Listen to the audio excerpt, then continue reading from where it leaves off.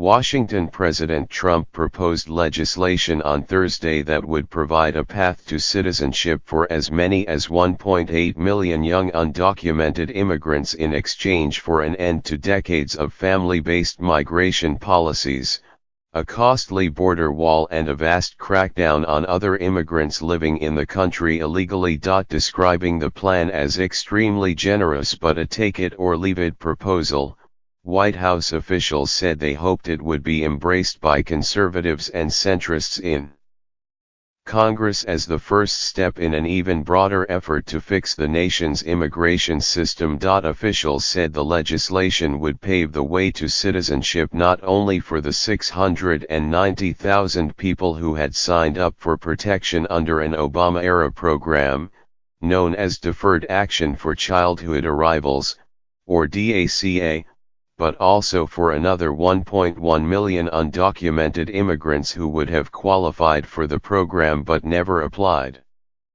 Mr. Trump ended the DACA program, whose protections did not include a path to citizenship, last September.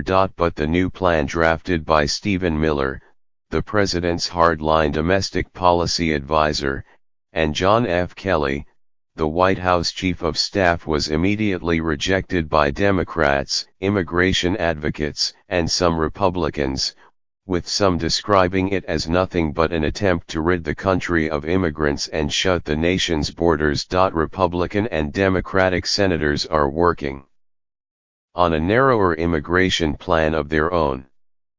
They hope that if it can pass the Senate with a strong bipartisan majority, it will put pressure on the House, where attempts at immigration overhauls have died in recent years, to pass the legislation as well. Senate passage of a bipartisan bill could perhaps leave Mr. Trump with the take-it-or-leave-it decision. Just over 2 weeks ago, in a televised negotiating session at the White House, Mr. Trump said he would sign anything that got to him. Senators Lindsey Graham of South Carolina and Jeff Flake of Arizona, Republicans who have in the past fought against hardline immigration policies, said the Senate was unlikely to simply accept the president's legislation. "We're getting started without them," Mr. Flake said. Mr. Graham said bluntly, "This is a negotiation." Members of both parties said that legislation would have a better chance of passing if it focused on legal status for DACA recipients without a dramatic crackdown on illegal immigrants or new restrictions on legal immigration for extended family members. "If you start putting in all of these highly charged toxic issues, it's just not going to work," said Senator Bill Nelson, Democrat of Florida. Anti-immigration activists also assailed the plan, though for the opposite reason. Breitbart News greeted word of the president's plan with the headline, "Amnesty Dawn suggests citizenship for illegal aliens."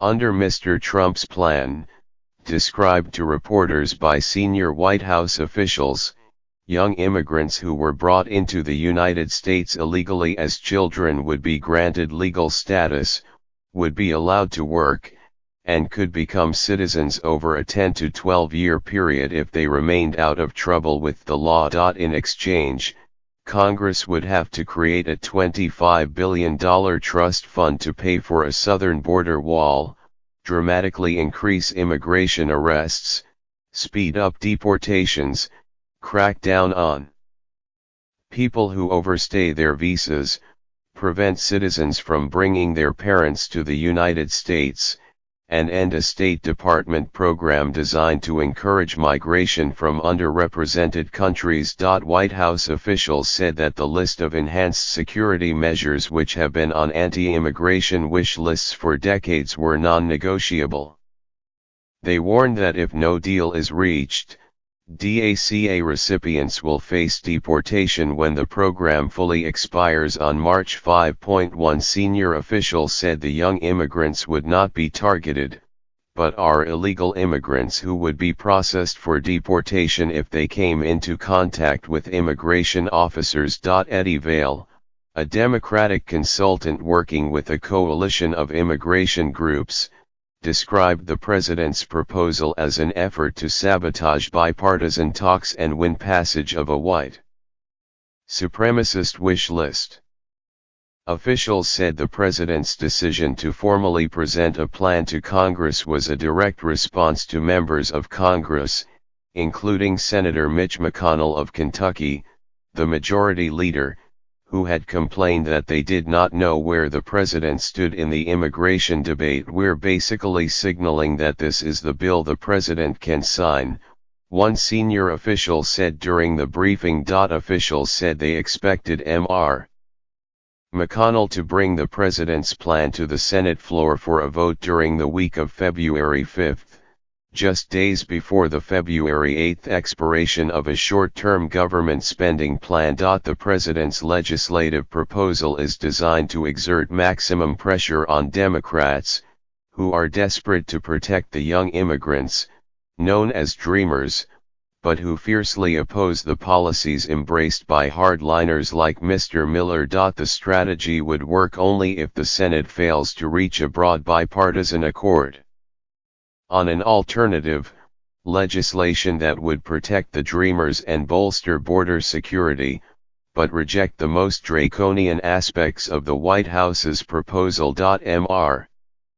Trump hinted at the proposal to come on Wednesday evening in impromptu comments, suggesting that he was open to allowing some of the young immigrants to become citizens in 10 to 12 years.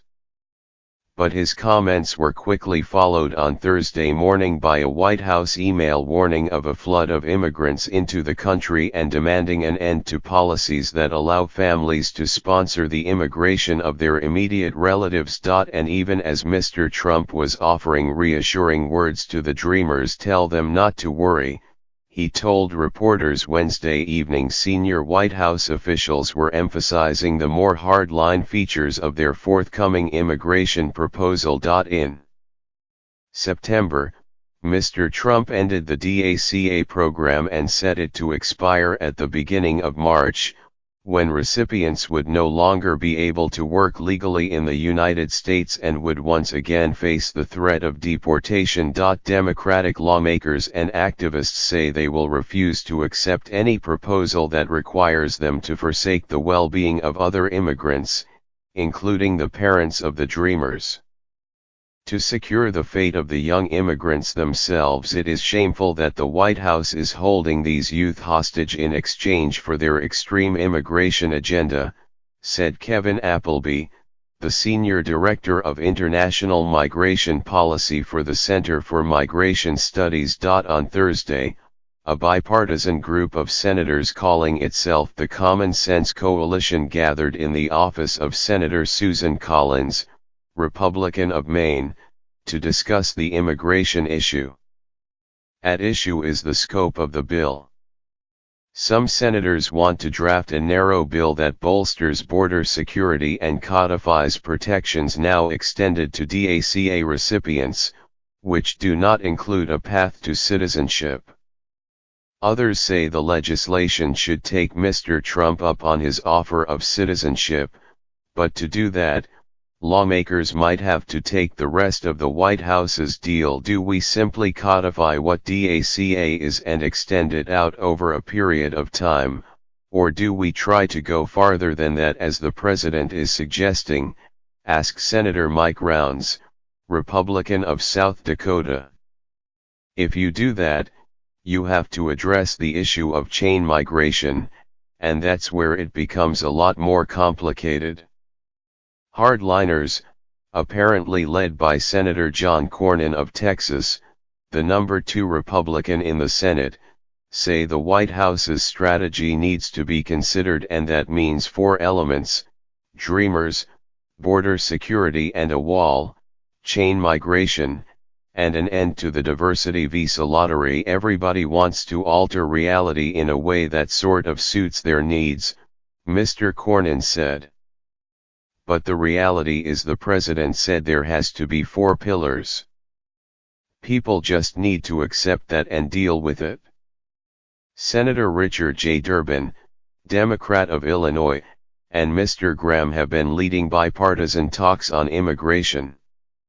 Their initial proposal, which did not include the president's more hard-line proposals, was rejected by Mr. Trump during a White House meeting in which the president used vulgarities to describe Africans. On Wednesday night, Mr. Graham held a meeting with a far larger group of about 30 senators. They decided that Mr. Durbin, the number 2 Democrat in the Senate, and Mr. Cornyn would each function as a clearinghouse for ideas on immigration from their respective parties. "We've got more people in the room, which is good," Mr. Graham said. "We're getting more input.